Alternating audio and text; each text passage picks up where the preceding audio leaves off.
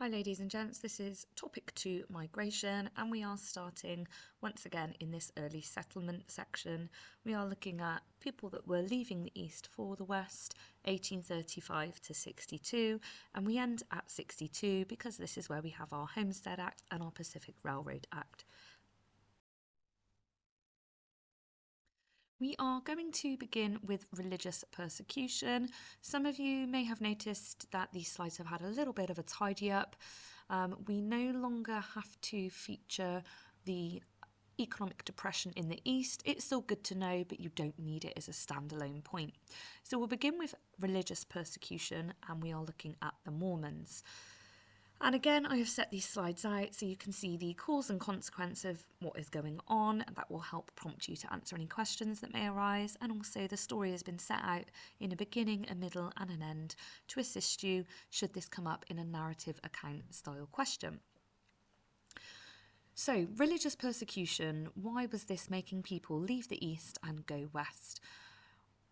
We are looking at Mormons in particular, who are a relatively new type of Christian in the 1800s, and they are very different to other Christians of the time because they believe in polygamy. This is having multiple wives. This leads to them being on the end of persecution at the hands of other Christians because this is against the idea of Christianity. There are some riots in Illinois where we have a large number of Mormons, which leads to the murder of their leader, Joseph Smith. He is replaced with Brigham Young. Now, Brigham Young is a much more organised and logical leader. They have decided they are going to go west. They are going to try and find a place where they are outside the jurisdiction of the US law, in which case they can practice polygamy alone. They plan this settlement to be at Salt Lake City in Utah. It's named the Salt Lake because the water there is quite salty and it's quite a hard place to farm. Nobody else really wants it. It's outside of US jurisdiction, so they'll be left alone. So it's the perfect place for them. They decide they are going to meet at Omaha and travel there together, but they are so late in meeting in the year that they cannot successfully make the journey in time to plant crops and thrive. So they decide to delay their journey a little. Now remember, they are leaving in 1846. But they delay it, and this is the same year as the Donner Party, so they are meant to leave at the same time. Unlike the Donner Party, the Mormons do decide to pause that in order that they can reach the trail in good time to reach Salt Lake City. So in April of 1847, Brigham leads an advanced group. So he decides to not bring everybody at once. Instead, he's going to take himself and 150 others, and they're going to make the 2,000-kilometre journey to Salt Lake City. Now, in order to make this journey, he's consulted with other explorers and travellers. So he's done his research for this trip and they are well prepared. They bring a portable boat so they can get their resources across the rivers. So they've planned for the river crossings. He's got a year's worth of food. They are marking out the route for the next wave of Mormon immigrants or migrants. And they are planting vegetables as they go along so people will have access to food. They are marking out where the good water sources are as they go along. They also ensure their safety on this journey by making sure that people turn their wagons into a circle at night time in order that they are protected from any wild animals or maybe any hostile Indians that might try to attack them. So he's very, very strict about his planning. This is so successful that by 1847, 1,500 more Mormons are allowed to join the rest of the group at Salt Lake City, and they are able to successfully make the crossing because of the prior planning. By 1869, we have another 70,000 Mormons join. So this shows that Brigham's planning was really excellent. The end of our story here then is the building up of Salt Lake City. So when new groups of travellers arrive in the Great Salt Lake, Brigham makes sure that their talents are distributed amongst the townships. So if they need a carpenter in a certain place or a labourer, a builder, a farmer, he makes sure that each settlement has what they need. So it's very well planned. Also, there aren't arguments about land ownership because the idea is that the church owns all of the land. There is shared ownership to bring about a sense of community, and it's going to lead to no fights over land. They also consult with Native Americans who live nearby, who give them tips and tricks on how to be successful farmers, and they irrigate the land for fresh water, which means that they do become very successful farmers. So a consequence of the migration of the Mormons is that Salt Lake City becomes a successful and thriving city. It's well organised due to Brigham's planning.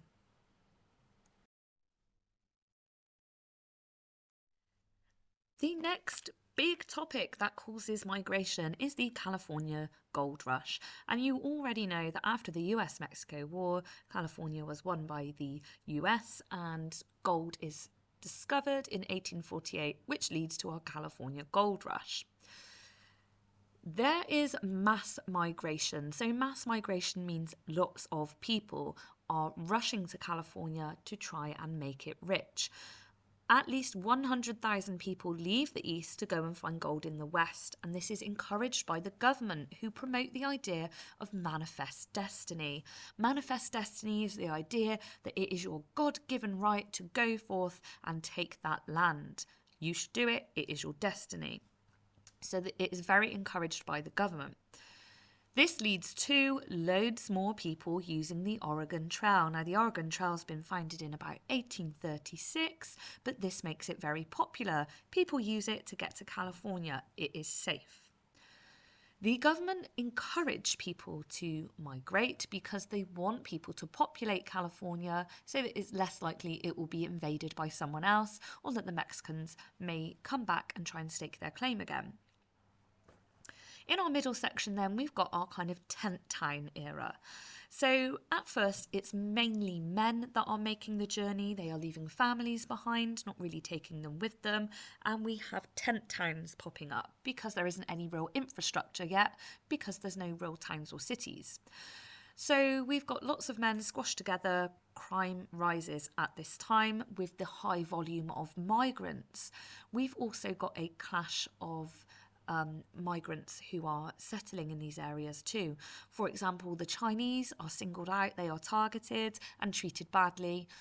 They have mainly migrated because there is a famine in China, and they are starting to, they come over to try and get a better life for themselves once they're here. So they are a target, as are Native Americans too. And we have lots of crimes arising that maybe would not have been there had gold not been there. For example, we've got road agents, who are groups of men that are waiting on the main roads, and they are looking to rob people that have maybe found gold. We have got fraudsters who are putting gold flakes on the ground and selling these plots to new prospectors to make money. And we've got claim jumping, where a person might race to have their stake recorded before somebody else can make a claim there. So you see the person in the next plot next to you, they found gold, but you run to the recorder and you say it was really you.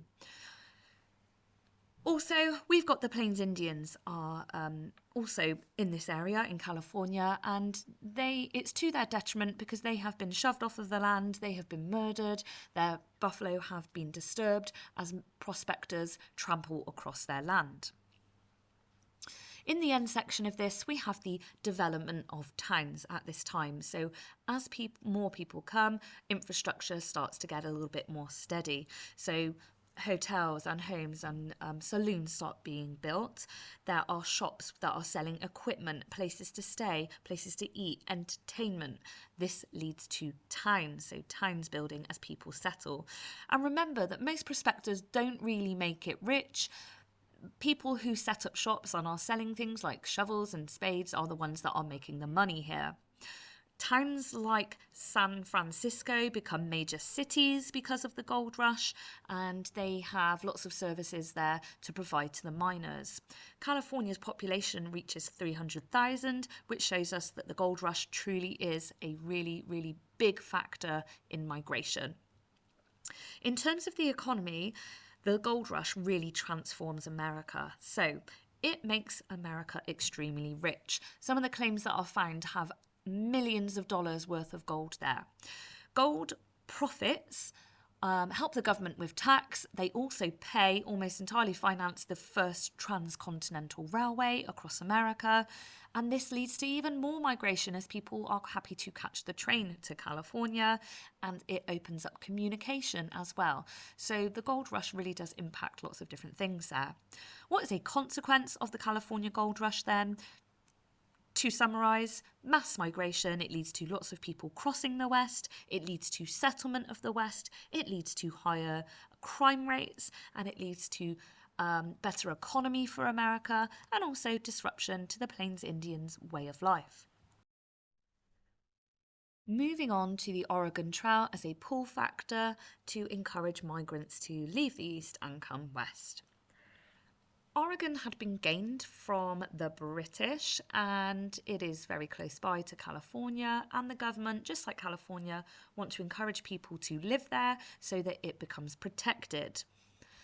At the start of our story then, we have fur trappers who are returning from the west, from Oregon, from California, and they are reporting that there's lots of fertile farmland in Oregon. And this makes people want to leave the east to go west to try and claim this best farmland. The journey by sea is very expensive and it takes a year to get there. It's about $300 for a ticket. So there is a need for a safe trail that families will be willing to use. By 1825, Jedediah Strong Smith rediscovers something called the South Pass route through the Rocky Mountains. So they are looking for a pass from the east to west where you can safely bring your wagon. Remember, the terrain is very, very difficult, so it needs to be able to accommodate a wagon so you can take all of your family stuff with you. The US government really promote the idea of moving west. Remember, they've got this idea of manifest destiny, and they invest $30,000 to have a map of the trail drawn out and published. And John Freeman publishes an exciting travel book, which people read and they are excited by the idea of the adventure of moving west. It almost makes it like a romantic idea. In our middle section then, we have people starting to use the trail. It takes about 4 to 6 months, and you have to leave at the perfect time so you do not get caught in the winter in the Rockies. It's about 3,500 kilometres, so it's a very long way, and the average speed is about 15 miles a day. If you have lots of heavy stuff with you and you have oxen pulling your wagon, it could be just 3 kilometres a day. Now, Christian missionaries are the first ones to make the journey, Whitman and Spalding. Now, their job is to go west and they are trying to convert the Native Americans to Christianity. They make the journey successfully in 1836, and it's reported back that the trail is successful. This leads to the Great Emigration in 1843. So this is our first group of about 900 travellers, and they successfully make the journey to the west. By the end of our story here, the trail has been proven to be quite successful and relatively safe. So wagon trains are safer than individual families travelling. So groups tended to travel together. They follow the ruts of the wagon trains before them to make it safely west. Forts are started to pop up along the way, and they are guarded with soldiers, and this makes travellers feel much safer. The discovery of gold makes even more people use the Oregon Trail, so it becomes much more popular. However, it was dangerous, and the bodies of about 20,000 people lie along the trail. You could die from such things as cholera, so this is drinking dirty water, freezing if you arrive in the Rockies at the wrong time. You could starve if you run out of food, or if your journey's taking much longer than you had packed for. There's wildlife you have to look out for, such as rattlesnakes. Bison or buffalo could stampede, and occasionally hostile Indians, but this really was quite rare. By 1869, 400,000 people have used the Oregon Trail, showing it is the most popular trail west. It is only replaced by the Transcontinental Railway because moving by train is much quicker and a little cheaper as well. So what is the consequence of the Oregon Trail? It encourages mass migration and it supports the idea of manifest destiny. So it is worth just mentioning manifest destiny here. I've showed you the topics that it's relevant to, but it is this idea that white Christian people have the right to move across the land and to take it for themselves and to get the Indians off of the land.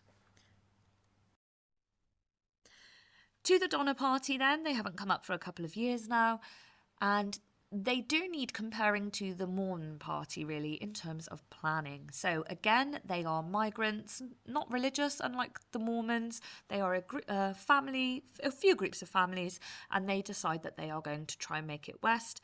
Just like everyone else, they're going to use the Oregon Trail, and the party is led by the Donner brothers.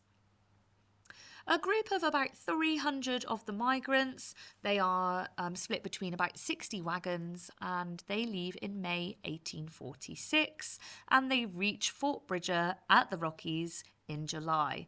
So they're making okay time here.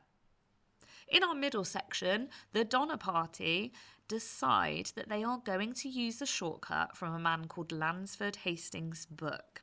His travel book said that there was a shortcut and it would save 550 kilometres, and the Donner Party brothers are persuaded to use this. 80 other migrants agree, so they split. The rest of the party carry on via the normal Oregon Trail, while the Donner Party take this shortcut. The terrain that they encounter is not described in the book at all. It is unmarked, it is rugged, it is rocky. Remember, they have wagon trains with wooden wheels. It makes the journey really difficult.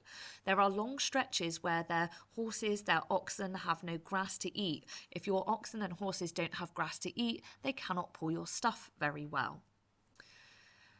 There also is not the same water markings so their animals and themselves can have a drink as well. So these things haven't been accounted for in the book. By October, they reach the Sierra Nevada mountains, but by this time they're running out of food.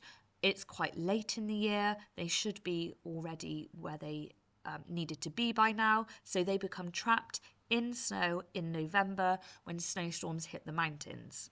By the end of the story, in the December, they are running out of food, they are starving, and they start to eat each other to survive. When they are rescued the following February, only 40 out of the 80 party members have survived because of the harsh conditions. So a consequence of the Donner Party's migration, they don't follow the trail, which leads to them running out of food and becoming stranded in the mountains and resorting to cannibalism. Moving on to the next section, we are in our middle section here, which is 1862 to 1876, and we are looking at development. So we are looking at that period of time where people have done all the scary travelling, they are now settled, and they are making homesteads for themselves. So what causes migration in this middle section? There are two things, and it is worth mentioning that at this time, so 1862, we are very much in the middle of the American Civil War. Now, whilst this is ongoing, the government are encouraging people to settle this land in the middle because they are looking to repair the country. And the Railway Act and the Homestead Act are both a consequence of the southern states leaving the Union. So the government in the north are making these decisions. We start with the Homestead Act then. At first, the land was divided into individual acres and people were charged $1 an acre, but that was still far too much money from your normal farming families. So the government changes it and they make the parcels of land 160 acres, which should be enough for you to have a successful and profitable farm, for $10. To qualify, you just had to be the head of the family, but it was quite forward thinking in that you could also be an ex-slave or a single woman, and some soldiers were allowed to make a claim as well. People who were excluded include the Native Americans. They were not allowed access to this. They did encourage, however, foreign migration, because Europeans, if they wanted to become an American citizen, they were allowed to come and make this claim. So we do get people from far and wide, particularly German and Scandinavian migrants. If you had farmed the land for 5 years, you were allowed to prove up by paying $30 and that land was yours. How successful was it? Well, 80 million acres are claimed under this scheme and the plains are farmed for this time. So a consequence of the Homestead Act is we have farming happening on the plains for the first time. However, 500 million acres are available, so not very many were truly claimed. Further, 60% of people never prove up. This shows that it was quite hard to make your farm successful. It costs about $1,000 in farming equipment to get yourself started as a farmer. So it is quite tough. We also have fake claims from people forcing their employees to make claims which they keep for themselves, and we're talking about ranchers here. And squatting on railroads. This is where people kind of set up little homes on the land near railroads. This led to far more claims than the Homestead Act ever did. Okay, so in comparison, there's many more claims because of the Pacific Railroad Act. So moving on to that one. Now, when the North and the South were joined, there was a huge argument about where the railway should be built, because the North wanted it further north and the South wanted it further south. Both of them want the benefit. When the South leave, that means that the North can make the decision, and they decide to build the Transcontinental Railway whilst the Civil War is ongoing. It is going to be built by two different companies, the Union Pacific and the Central Pacific, and they are going to build from California and Nebraska, and they will meet in the middle. They are aiming to make it safer to travel, to make trade much more profitable and attractive from outside investors, and they want people to be able to go to the West in relative comfort. The government really supports this by giving 45 million acres of free land to those railroad companies as they are building. The railroad settles 200 million acres, which is far more than the 80 million of the Homestead Act. They set up a Bureau of Immigration as well, as they try to attract immigrants to come and settle the land. This works. 60,000 come from Germany to Kansas. Also, at the same time, the telegraph is built, which means that people can communicate with people far west, whereas beforehand this was much more difficult to do. You'd literally have to send your letter on horseback with a rider and hope for the best. So now it made the West look less scary and more connected with the rest of the world. Also at the same time, another consequence of this Railroad Act is the government said to the railway builders, you may extinguish the rights of the Indians as you move along. So this means moving the buffalo, moving the Indians and taking that land. Now there was corruption here too, as the government said that they would pay $16,000 for every mile of track built, with $48,000 for mountainous terrain. This led to lots of corruption, as lots of railway builders would sign off that they built far more many miles around mountainous areas than they truly had. Our final section here is our conquest section. So in our later period, how many migrants are truly moving west at this time, once most people are settled? So it starts in 1879, and for us, this is the date of the Exoduster movement. So another one to remember here. In terms of migration then, the Exodusters are a group of freed black people who were formerly slaves, and when the Civil War ended, lots of them were looking for their freedom and they wanted to start afresh. There are 4 million of them. In the South, people were still facing racism and violence and were being forced into sharecropping, which is where they have to farm a certain percentage for their landlord. A black American called Benjamin Singleton promoted Kansas as a place in the West that black people could come and settle and they would be treated very well. He promotes this in the newspapers, and he promotes that black people can use the Homestead Act, and this encourages a further wave of migration. There is a myth going on that people can have the land for free and the government truly want to help them. This leads to large-scale migration of 40,000 black Americans. And in particular, they are aiming for a town in Kansas called Nicodemus, and it's going to be exclusively black. Now, there are some issues because some of the white settlers feel cross that the government are helping some of our black migrants here who have made the journey, and they're helping them financially. However, after things settle, some of these black Americans realise that farming in Kansas is just as hard as anyone else. So we have migration declining after this time, and some of them move on to other states. But it's a small burst of migration. Our final burst of migration is with the Oklahoma land rush. Now, after the Dawes Act in 1887, there is big pressure on the government to force the Indians to be farmers and to open up land, all remaining land, particularly for white settlement. So Oklahoma is one of those last areas that has had quite a lot of Indian reservation, and the whites want that land for themselves.